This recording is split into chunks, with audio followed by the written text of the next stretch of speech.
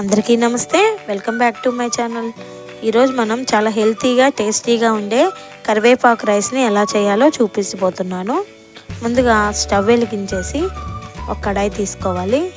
ఇందులో కొంచెం ఆయిల్ వేసుకొని ఆయిల్ కొంచెం వేడెక్కాక ఒక స్పూన్ ధనియాలు, ఒక స్పూన్ జీలకర్ర, ఒక స్పూన్ మినప్పప్పు, ఒక స్పూన్ పచ్చెనగపప్పు, కొద్దిగా ఆవాలు వేసుకొని మనం ఫ్రై చేసేసుకోవాలి. ఇవి కొద్దిగా ఫ్రై అయిపోయినాక ఇందులోనే ఒక 5-6 ఎండుమిరపకాయలను అయితే వేసుకుందాం. కొద్దిగా చింతపండు వేసుకొని ఫ్రై చేసుకుందాం. ఇప్పుడు 1/2 కప్పు దాకా కరివేపాకుని అయితే వేసుకోవాలి.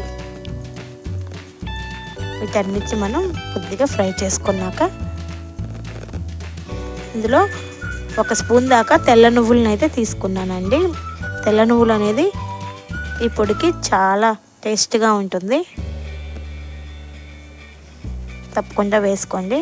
వీటన్నిటిని మనం పక్కన తీసేసుకుందాం. కొద్దిగా చల్లారనిచ్చి మిక్సీ జార్లో వేసుకొని రుచికి సరిపడా ఉప్పును వేసుకొని మిక్సీ పట్టుకొని పక్కన పెట్టుకుందాం. ఇప్పుడు మళ్ళీ స్టవ్ వెలిగించేసి వేరొక కడాయి తీసుకొని ఇందులో కొంచెం ఆయిల్ వేసుకున్నాను. ఆయిల్ వేడెక్కాక 1 స్పూన్ ఆవాలు, జీలకర్ర, 1 స్పూన్ పచ్చెనగపప్పు, అలాగే 1 స్పూన్ మినప్పప్పు, కొద్దిగా జీడిపప్పు పలుకులు వేసుకున్నానండి. ఇది ఆప్షనల్, ఇష్టం. 2 పచ్చిమిరపకాయలను చీలికలు పెట్టుకొని వేసుకోవాలి. అలాగే కొద్దిగా పల్లీలను కూడా వేపుకొని అయితే తీసుకున్నాను.